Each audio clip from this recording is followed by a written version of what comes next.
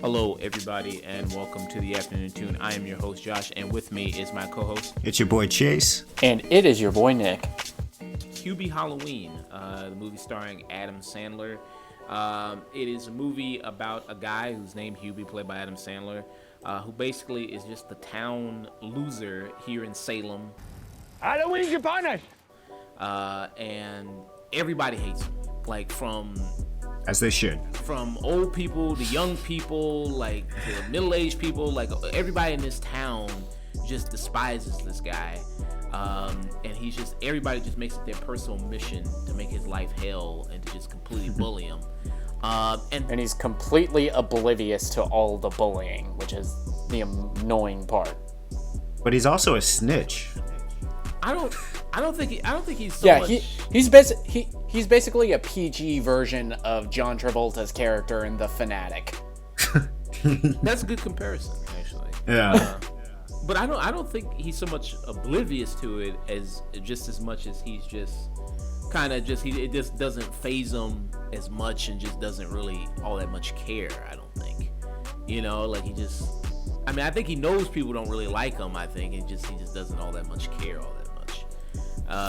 But to get into more of what this movie is about, there's been kind of some mysterious people, some mysterious disappearings happening that he has to investigate because, like you said, like Chayse said, he's kind of the town snitch. Everything that happens, even slightly suspicious, he always calls the police, always calls the hotline, to always report something. Even the tiniest little things, he's always doing that with. So it is kind of a slight mystery film, which I will say, the mystery of it doesn't maybe go as the way you would maybe expect in some aspects, and it's not I expect a mystery to be interesting. Yeah. I don't think it's as completely lazy as typically as what we maybe normally see in typically the Adam Sandler movies. I don't think it's as... Yeah, he's not using this movie as an excuse to go on vacation again. Yeah, you know what I mean? Like he's done with movies like Grown Ups or Just Go With It, and he goes on some nice ass vacations. I mean, he really does. Like, can you blame him? Yeah, I mean that movie Blended he did with Drew Barrymore, like that was a really nice vacation. I bet, like going to those locations, that was really nice. But also in this film you have usually the Adam Sandler regulars. You got Kevin James, who I don't know why the decision. I don't know why the decision was made for him to look like Dog the Bounty Hunter. I don't know why that. I thought it was Ethan Suplee for a second. Yeah, I didn't know it was him until I looked at the casting, and I was just like, wait, that's Kevin? Actually, Ethan Suplee, have you seen him recently? Dude's jacked. Yeah, he lost a lot of weight. Yeah, he looks really good. Yeah, good for him. And if anybody doesn't know what we're talking about, he was the fat white boy and Remember the Titans. He was Earl's brother in My Name Is Earl. Yeah, that was also a big role for him. Yeah, he was Earl's brother. My Name Is Earl. Yeah, but now he lost a bunch of weight. He's training. He looks totally jacked. Like he turned all that fat into muscle now. Yeah, so I mean, good for him. Shout out for him. But yeah, I mean, so you got Kevin James, you have Steve Buscemi. I don't know what the connection is with Adam Sandler and Steve Buscemi. I have no idea what the relationship is between those two. Like, I don't know how those two hang out in the same circle. He must have some dirt on Steve. I guess so. Pretty much like every single big actor that ends up in an Adam Sandler movie, Adam has a file with them fucking a dog, probably. You also have typical SNL players in here. Like he usually brings in a lot of SNL people. So like Tim Meadows is in here, Maya Rudolph is in here. You also have there's another character like the lady with cats. Like I know she's like an SNL person. There's also like another person at the haunted house. with the person with like an axe in his head that shows up for like a brief couple scenes. He's like an SNL guy. So they have also a bunch of SNL people in here along with like Ray Liotta, George Wallace, so in Julie Bowman from Modern Family is also in here. She plays like this you also big have love interest for him. Go ahead. Oh, you also have some younger up-and-coming actors in this. You have Noah Schnapp from who's Will in Stranger Things. You have China Ann McClain from Black Lightning. You have Peyton List, who is just in Cobra Kai. Yeah. Yeah. I was he hit a growth spurt, Will from Stranger Things. Yeah. He's much taller now. He doesn't have that stupid ass bowl cut that he did in Stranger Things. I love that show, but every season I just have to ask, why you got to do this kid like that? Yeah, I mean it definitely is. That was a dumbass cut, and he had those tiny ass shorts and little ass shirt and everything like that with them high knee socks. He's a nerd. Which was the style in the 80s. Mm-hmm. I will give them that. He's a nerd. He's supposed to look like that. You had to sympathize with how bad he looked. Yeah, I guess that's. Yeah. Also, the shit the kid went through in the first 2 seasons, he can be forgiven for a lot of faux pas. Yeah, exactly. And it also like you start to see like them really like you saw the big age gap of them like kind of like hitting growth spurts like in like the 2nd or 3rd season. Like these don't look like preteen kids anymore. Like these look like full grown teenagers now. Yeah, they got jobs and shit. Yeah, I mean pretty much. Yeah. So yeah, is fucking they look older than fucking Steve. Yeah, they're over here paying bills and shit. So as Nick mentioned, you got also a lot of up and coming younger people in here, and so as an addition, actually the girl who is the Black Lightning, China, who's like the daughter in the Black Lightning show, she actually has been in a couple other Adam Sandler movies, like Grown Up. Yeah, she has. Yeah, she's like a regular person who appears in Adam Sandler movies as well. I just feel so sad now. And actually, you also have Adam Sandler's own kids who are in this as well. He has his own 2 daughters who make an appearance in the movie as well. Which, I don't know. I don't know if that's a good thing or a bad thing for them. I don't know. But hey, they got to work with their dad, so I guess good for them. I guess spend time. Let's get into kind of what we liked, what we didn't like a little bit. I will say just right off the bat, it's Adam Sandler doing that kind of Adam Sandler voice that he does. You mean with the stupid voices and? Yeah, kind of that water boy type voice. Don't know why he really is talking like that. Don't know if there's really, I don't know what the reason is. Because it's made him hundreds of millions of dollars. So why stop doing a thing that works? He doesn't even have a Boston accent with it. Like, at least do the accent. And I guess maybe it makes a little bit of sense because I think they're basically saying that he is somebody as black mamas like to say, the boy is a little touched, Oh yeah, very very little touched. Not a little, very much so. He wears a helmet. Wait, touched? Are you saying he was molested, or was he just like mentally challenged?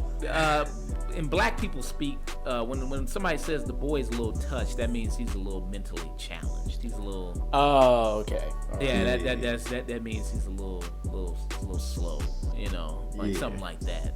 That's what people usually say, or when they special. Yeah, He's special. Yeah, pretty. That's much. all. Yeah, So yeah, he wears like this real goofy helmet and. He rides around on a bike everywhere he goes, and he has a thermostat, which the thermostat he has is basically like his utility belt. It's basically like a Batman gadget. That thing is like Detective Gadget. Like, he has everything in there. Yeah. I mean, And we're not even kidding. We're not exaggerating one bit. Yeah. Like he could actually be a superhero with that thermos. pretty much. I half expected him to like pull his shirt open and it to just be a symbol with the letter H for Hubie. I mean, because it's like Inspector Gadget. Like he's got a shovel, he's got an umbrella, a vacuum, a grappling hook in that thing. I'm like, it's like his own personal utility belt. Like it's amazing. Like all these different things he'll pull out of it. It's like binoculars. Like what the fuck is? And then like his reflexes whenever he has it on, as you'll see, when people are like throwing stuff at him, like eggs, he could just whip that thing out and he's like the fastest man alive and he catches the egg like a superhero. And then out of nowhere he just mixes it up and it's soup now, which doesn't make a single lick of sense, but it works. Like he's so used to people like harassing him and throwing things at him, like he can just dodge it, like Neo can dodge bullets in the Matrix. Like Facts. Like he can just avoid all this stuff because the kids are chasing him, throwing eggs, axes, flamed up dog poop at him. This could have. That was one of the few times I actually laughed in this movie. It was one of the. Because that's a running joke in the movie. Every time he's like riding in his bike, people are throwing stuff at him. And and when I saw an axe, I just started laughing. Yeah, that's like one of the few times that this movie shines is when it goes fully in its absurdity. It shines, but it doesn't go fully into it. So it continues to fall flat. It's taking half measures with how absurd it's being. Yeah. So I mean, yeah, he's just so used to it. He just completely avoids all that stuff. And like you said in the scene where he just catches an egg, it's like the beginning of the movie, and he just drinks it. Like he just drinks it straight, like catches it right in a thermos and just drinks it straight, and just throws up. And every bit of goodwill I had for this movie went away with that vomit. Yeah. As soon as that happened, because it happens within like the first like 5-10 minutes, it's like, all right. No. I was angry before that, because I was angry the second this movie opened when they had that fucking orderly do a Looney Tunes pun. Oh god.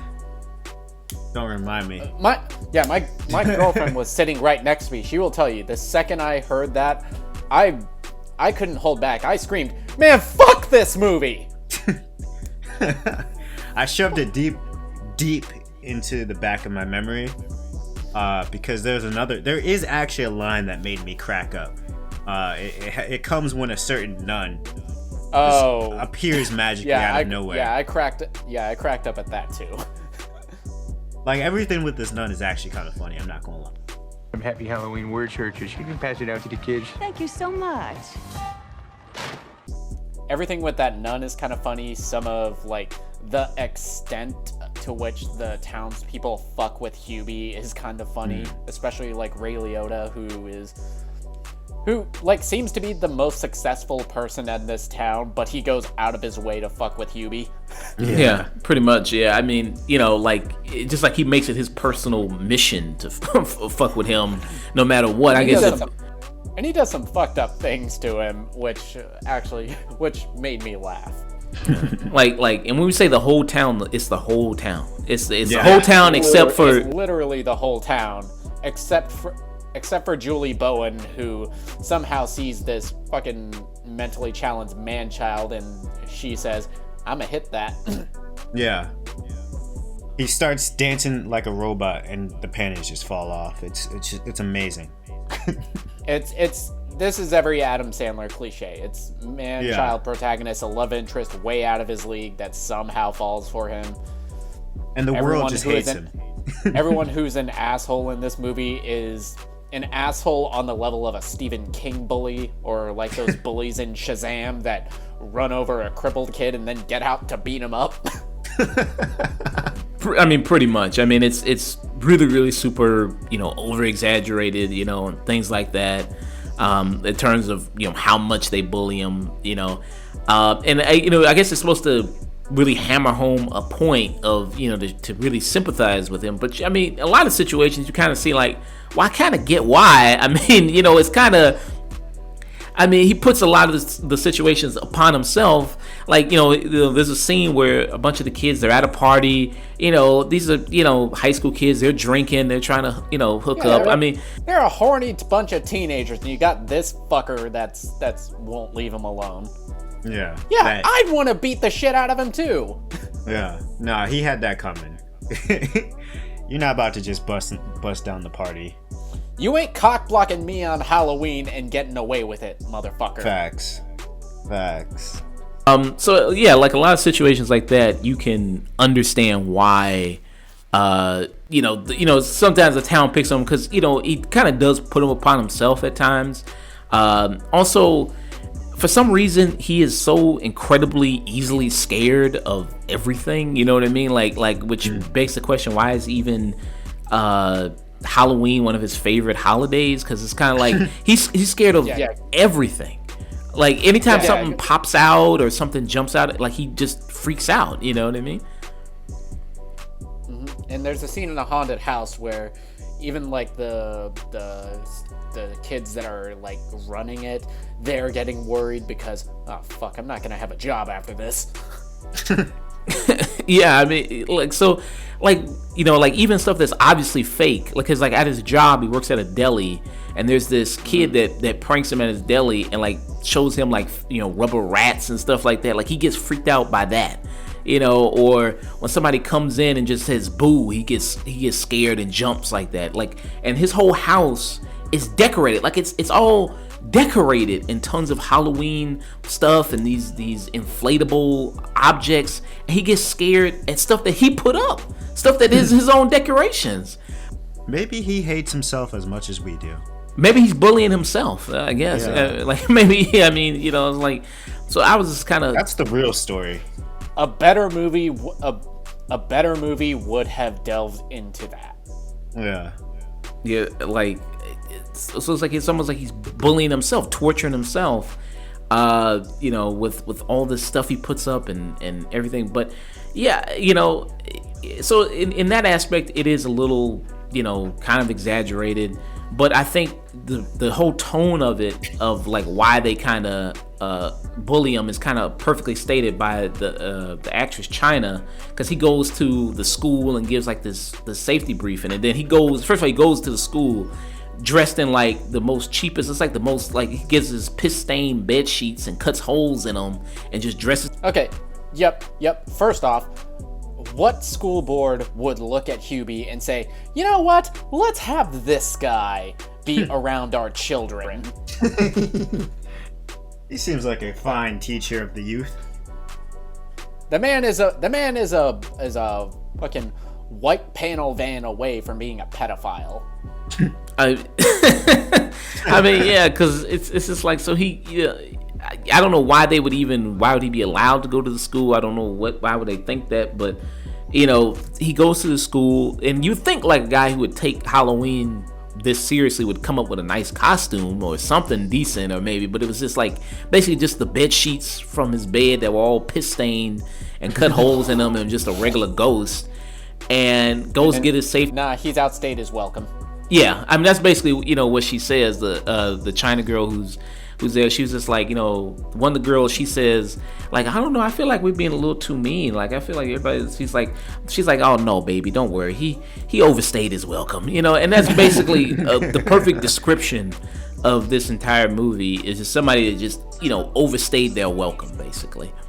You know, somebody that just, you know, it's just a movie with Adam Sandler doing the voice as he, you know, does the voice, you know, like does these, you know, voices. It's not. Do you think this is a career metaphor? No, that was Funny People. Funny People was the career metaphor. No, I'm talking about the idea of he overstayed his welcome. Mm-hmm. I mean, Adam Sandler, I mean, if we look at his career, I wouldn't say that, because okay. I wouldn't say that because when Adam Sandler tries, yeah, that's when you get stuff like Punch Drunk Love. That's when you get stuff like the Meyerowitz stories. That's when you get Uncut Gems.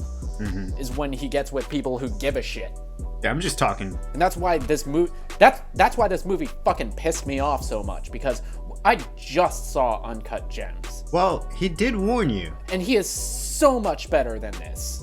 He did give us a whole warning that if he didn't get the Oscar, or at least a nom, that he was gonna release the worst possible movie of all time. This time. This isn't it. Yeah, but this isn't even in the worst Adam Sandler movies. Yeah, I was about to say that. This never annoyed me on the level of like Jack and Jill, or fucking Just Go With It. Yeah, it's very half-assed. I actually laughed a few times in this movie. Yeah. And every time I felt dirty. I needed a shower after watching this movie. I mean, like you said, I mean, it's not one of his worst movies. It's not his worst movie, but it is the one that has made me the most angry. Okay, I'd be interested to hear why, because I mean, I haven't seen this is my first Adam Sandler Netflix movie. Like, I didn't watch Ridiculous 6, I think was right. I didn't watch that one. You didn't miss anything. I didn't watch Murder Mystery, which was the other one. So I didn't miss anything. Yeah, so I haven't seen any of the other Adam Sandler Netflix films. From what I understand, they're all not that good. So with this one, so I'm interested to understand just from you guys, like what were your general thoughts on the movie? It's just half-assed. There's a plot twist that, albeit I didn't quite predict it, but it's just very lazy and shoehorned in there at the end. You can't predict it because it makes no fucking sense. Yeah, it makes no sense at all. They have a few, potential red herrings that were intriguing to explore, but they just didn't. That's where Steve Buscemi's character comes into. I felt like, there could have been something funny or interesting with him that they just kind of playfully ignored. And it just, it's just a lot of half-ass ideas, a few good jokes here and there. And I just wish that, I respect Adam Sandler for his longevity on making his films the way he wants to make them, as bad as he wants to make them. He just has a good time with his friends and family. That's cool. But I just wish that if he were to continue making movies, it would come from a more genuine artistic place, and that when he's writing it himself, he would find a tone and stick to it. The scenes with Hubie riding his bike and almost getting hit by an axe and stuff like that is hilarious. Go full force in it and just be absurd as possible, because then it could be funny. And the nun needs more screen time.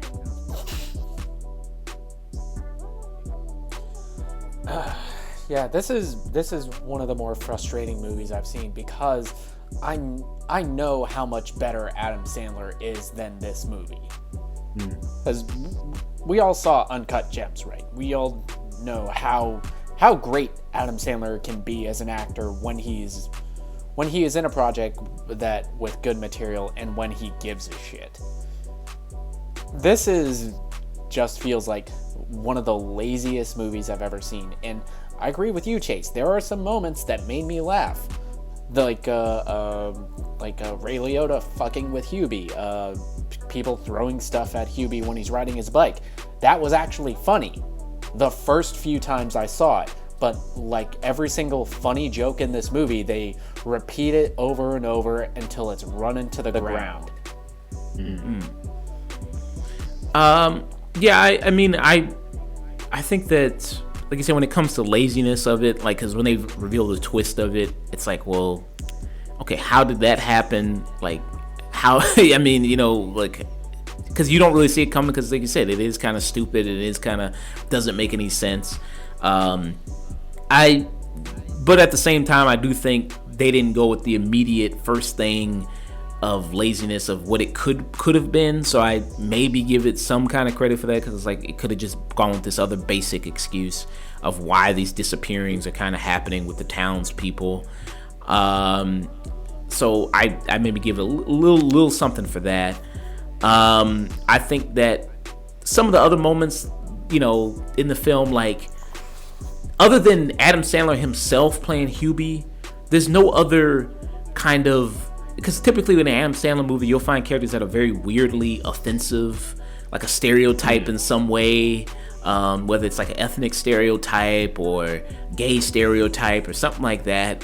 You don't really find that in, you know, nowhere in this movie.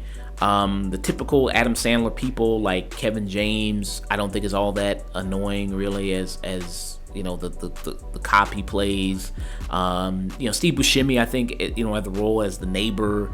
I think is, you know, I think he's decent enough that provides some kind of okay laughs. You know, I mean, Steve Buscemi is, I mean, it's kind of, he's playing a role that he was kind of born to play, and in some aspects, you know, the kind of the creepy. But what did he do? Well, he was kind of playing like the creepy, you know, creature-looking guy, you know, who's your neighbor, which is like, I mean, you look at Steve Buscemi's face. I mean, that's kind of what he was born to be, you know, kind of the creature next door, you know. Yeah, Josh, I agree, but like, what did he do? What was his impact on the plot? I thought he was. I mean, there wasn't any. I mean, Yeah, I thought that's he. the problem. I'm gonna let you finish. There wasn't any. That's the problem, Josh. Well, I mean, you didn't think he was enjoyable at all. I never said that. He is enjoyable in the yeah. few moments he has. He's actually like really pulled back and is actually like a cool character, but he's not in it enough. Yeah. And He doesn't every have an scene arc. of his, every scene he's in is just like a non sequitur. Yeah. I mean, I guess so, but I think, you know, there's still some good scenes in him that does make it enjoyable. You know, and then you have you know, Shaq, who's in this, who in the scene he's in, I think he's pretty decent. He actually made me laugh. Yeah, I think. I never knew that was actually a really funny moment with Shaq. I mean, it's the funniest I've seen Shaq, who's been like kind of, you know, intentionally funny, not unintentionally funny, like in something like, you know, Kazam or something like that. You know what I mean? Something like this, just laughing at how, or still laughing at how bad his acting is. Like, he's actually kind of decent. You know what I mean? He's actually kind of decent, and I thought his scene was nice. It does have that, like you said, the typical Adam Sandler trope of you have this very attractive woman who, for whatever reason, not only likes you because even though you are this complete man-child and complete, you know, just buffoon and idiot, like there will always be a woman that will not only like you but be in love with you, obsessed with you. Big simping. It was absurd until it's like revealed that her ex-husband in the movie was Kevin James. And then suddenly it made a lot more sense. She has a type. Yeah, I mean, it's fuck ugly man children. I mean, it does have that conventional kind of Adam Sandler thing going on with it. You know, so I mean, whatever. I mean, that's just kind of his thing. Take it or leave it. You know, you know, in these type of movies, it's completely ridiculous. And they try to tack on like a little bit of a message at the end. That's like, okay, you know, that just kind of falls flat. I'm just gonna give my final thoughts here since I'm already kind of in the middle of them anyway. You know, I was really, I guess, expecting maybe worse, and I guess I was, you know, kind of prepping myself for that. You know what I mean? But like you said, I don't think this is even the worst Adam Sandler movie. You know, comparing to something like Jack and Jill or Little Nicky, it doesn't even that's a whole nother tier of shittiness. I also don't think, I mean, not to say like that doesn't mean I necessarily mean go out and rush to go see it. You know, even though it's at home on Netflix, readily available for you to see. You know, it's a waste of time, I think, in that aspect. If, you know, maybe you caught it somewhere else, maybe, you know, saw a couple scenes here and there, maybe you'll find some enjoyment out of it. But overall, like, it's not that good. And because of that, I'm going to give it a 4, maybe strong light 4, strong 4, like 5 maybe out of 10. What do you guys think? So I will admit, all right, I came into this movie expecting a 0, but I did get a 2. So I laughed a couple times. No, actually, I take that 2 back. I give it 1 single thermos out of 10. One, just one. So here's my reasoning, right? I can't, in good nature, storytelling, give this any more than a 1 to a light 2, because there's no real story. It's just a lot of bad ideas and half-assed jokes, with a few good laughs, but a single thermos, a single magical thermos. Nick, All right. Like I mentioned before, that this isn't even the worst Adam Sandler movie. This isn't bad on the level of like Jack and Jill or Little Nicky or Just Go With It. This is just very, very middle of the road. However, it's just really frustrating because Uncut Gems didn't come out that long ago. It came out like late last year, and it shows how much talent Adam Sandler can show when he actually gives a shit. There are a few moments in this movie that I genuinely laughed, but it was never with Hubie. It was always when he was off screen or when it was like one of the other side characters, like all the scenes with like Tim Meadows and Maya Rudolph. I laughed during those, and this is just it's rare that I start angry with a movie with like a bunch of bad puns, gross out jokes, and running jokes that just get run into the ground. I did laugh during this movie, but every time I felt dirty and the need for a shower. So this movie gets half of 1 thermos out of 10. This is 0.5. Not even a full thermos. No, I was mad. Wow. No, I didn't think I was the one I was going to give it the highest review, the highest score. You're too gentle on these bad Adam movies, Sandler, man. Adam Sandler, do better, man. Come on. We know you can. I'm too gentle on these bad movies. Yeah, man. You're gone soft, boy. You're going soft. Maybe I don't know. I couldn't work up any hatred for it. I just thought, the voice, even the voice, like when I saw the trailer for this, even seeing the voice, I was like, oh man, that's gonna really piss me off throughout that whole movie. But I don't know. Whatever, he does the voice and whatever. He does it and it's fine, and it's like, okay, whatever. It's not the most, like I said, it's not the most annoying Adam Sandler voice I've ever heard. You know what I mean? Like, compared to like the other things he's ever done, and whatever, it's. Nothing will compare to the girl from Jack and Jill. It's like, I gotta make a Hershey squat. Yeah. Nothing will be as aggravating as that. Yeah. So like that, and like there was some good gags in it. Like I like the Harley Quinn thing. Like all the yeah. That was feels like a joke. Felt like a joke that was like 3 years too late. Yeah, maybe, because I don't know if that's not even like the most popular female costume anymore, is it? Like women dressing up as Harley Quinn? Fuck if I know. There were a lot last Halloween up here in Japan. It'll come back next Halloween when Suicide Squad comes out. Yeah. It was funny though that because there's a scene where a little girl dresses as Harley Quinn. Oh God. Yeah. And I was laughing because I was like, oh shit, this ain't gonna make people who didn't like cuties. Yeah. Look at all these hypocrites. Not one outcry. Not one cancel Adam Sandler. You bunch of hypocrites. Nah, bro, he's white. It's cool. Yeah. Yeah, so I thought that was kind of funny. The little girl dressed as Harley Quinn. I actually thought that was kind of funny. I was like, oh shit. It was funny because of like how sad the character's dad looked. Yeah. Yeah. It reminded me a lot of the Halloween scene in Mean Girls. It's like the mom is all for it and the dad just looking sad. Just depressed. What did I raise? All right. Okay. So, moving on from discussing Hubie Halloween, going to discuss. I hope you all really had a good time listening to this. To anybody listening to this, hey, you always know what to do. Look, like, subscribe, comment, let us know what we did wrong, let us know what we did right. Constructive criticism is never a bad thing. Social media, check us out. Twitter, The Afternoon Tune. Facebook, The Afternoon Tune. Just everything, The Afternoon Tune.